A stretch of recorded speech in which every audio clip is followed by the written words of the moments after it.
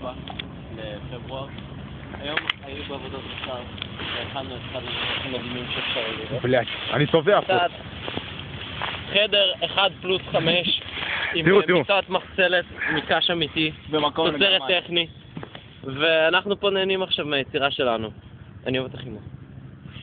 אני מצטער, אני אוהב את אמא שלך. חמוד אותה. תראו, הנה עמית, לא עושה כלום הקופיף הזה, חולה סכרת, יש לו אינסולין בתחת נראה לי הבן אדם הזה. אבל אנחנו אוהבים. הנה, סתם ככה. זה מרגיש את עצמו באיזה כפר. טוב ביי, דונלדק. זה סתם גם אדומו.